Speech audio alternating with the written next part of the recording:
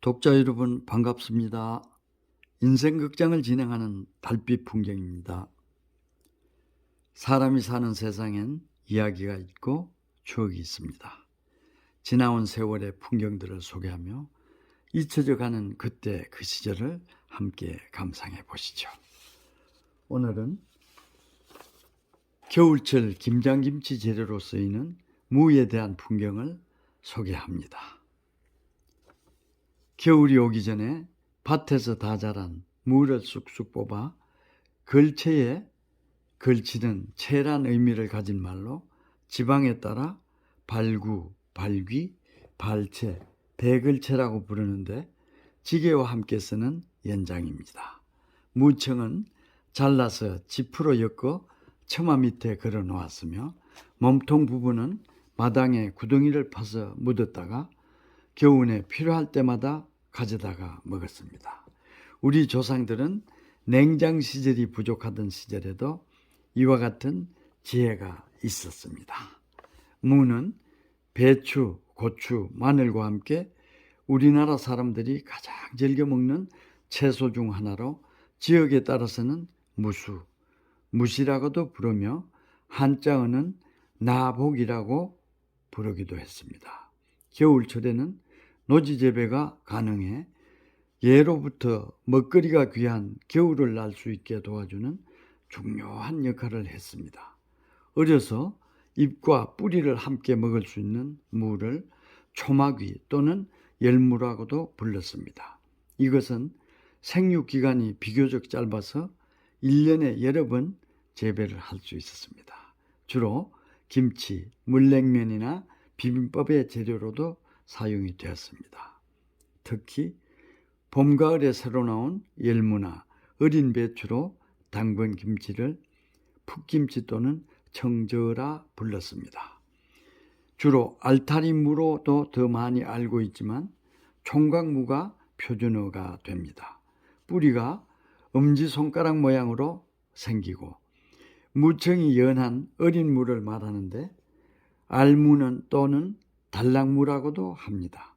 한국에서 재배되는 이 무는 중국 소무의 대표적 품종이라고 부르기도 합니다. 무청의 생김새가 마치 총각의 따은 머리와 비슷하다라고 하여 붙여진 명칭이라고 합니다. 또 그 속에는 비타민C가 풍부하며 김치나 깍두기, 동치미 등을 담가 먹기도 했습니다. 단무지는 일제강점기에는 닭광 또는 닭황으로 불리었습니다. 광복 후 단맛 나는 무짠지라는 뜻으로 순화하여 이렇게 부르고 있습니다. 무를 소금과 등교를 혼합한 등교소금에 절인 것으로 한국의 짠지와 비슷한 저장식품으로 김밥을 쌀 때 없어서는 안 되는 중요한 재료입니다.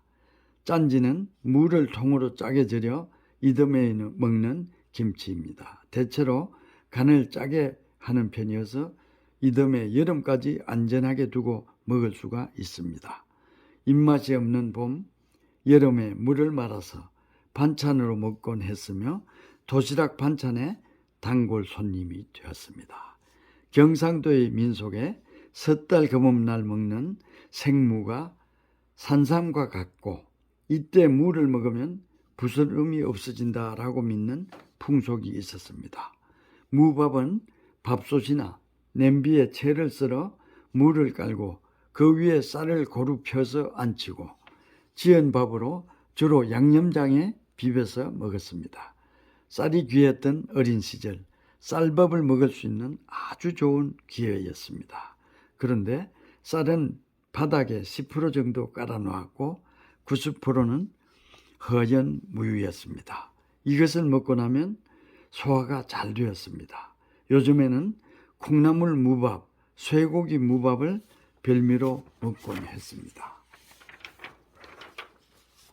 동치미는 무김치의 하나였습니다. 흔히 겨울철에 담그는 것으로 소금에 절인 통무에 끓인 소금물을 식혀서 붓고 심심하게 담근 것이었습니다. 겨울봄에 친구들끼리 모여 놀다가 출출할 때 살얼음이 동동 떠 있는 이것을 한 그릇 퍼서 먹었을 때 그 감칠맛을 아직도 잊을 수가 없습니다. 장아찌는 오이, 무, 마늘 따위의 채소를 간장이나 소금물에 담가 놓거나 된장, 고추장에 박았다가 오래 두고 조금씩 꺼내 먹는 음식이었습니다. 고추장아찌, 깻잎장아찌, 마늘장아찌가 있습니다. 해마다 마늘이나 마늘종, 마늘잎을 식초와 설탕에 절여 진간장에 넣어 두었다가 간이 적당히 배고 나면 냉장고에 보관해 두었던 마늘장아찌를 꺼내 즐겨 먹었습니다. 제주도에서는 만홍지라고도 했습니다. 무말랭이는 신선한 채소를 먹기 어려웠던 겨울에 채소를 섭취하기 위한 선조들의 지혜가 담겨 있는 먹거리로 무를 반찬거리로 쓰려고 썰어 말린 것인데 겨울 무는 산삼과도 안 바꾼다고 할 만큼 건강에 좋다고 했습니다. 고향에서는 오그락지라 했으며 또 골곰짠지라고도 했습니다. 겨울이 되면 어머니는 좋은 무를 구해 썰어서 잘 말렸다가 이것을 담근다는 말이 있었습니다. 또한 아삭아삭한 식감은 항상 변함이 없었습니다. 자녀들은 할머니의 그 맛을 정확하게 기억하고 있었습니다. 이것을 차로 마시면 무의 구수한 맛이 우러나옵니다. 무청시래기는 무청이나 배춧잎을 말린 것으로 새끼 따위로 엮어 말려서 보관하다가 볶거나 국을 끓이는 데 쓰는데 청경이라고도 했습니다. 쓰레기와 비슷한 어감 탓에 무를 쓰고 남은 쓰레기가 시래기로 변형되었다는 근거 없는 속설도 있었습니다. 최근에는 시래기가 참사리 식재료로 주목받고 있기도 합니다. 어느 겨울철 농가에서 무청만 잘라가지고 몸통은 밭에 버려져 있는 풍경을 만나는 그러한 날도 있습니다. 무 종류에 그런 것이 있는지는 잘 모르겠습니다. 겨울철이 되면 또 이러한 풍경들을 또 보게 되는 그러한 경우들 종종 보게 됩니다. 무는 잘못 관리하면 바람이 들어 먹을 수 없게 되는데요. 예전에는 땅에 구덩이를 파고 그곳에 보관함으로써 바람 드는 것을 예방할 수가 있었습니다. 그러나 구멍으로 바람이 들어가면 바람이 들 수도 있기 때문에 마개를 사용해 꼭 틀어 막아야 했습니다. 어느 날 시장에서 보기에는 멀쩡한 무를 구했는데 잘라보면 스펀지 모양으로 작은 구멍이 숭숭 나 있는 것을 발견할 때도 있었습니다. 요즘은 냉장 시절이 잘 돼 있어서 무를 보관하는 것은 그렇게 어렵지 않았습니다.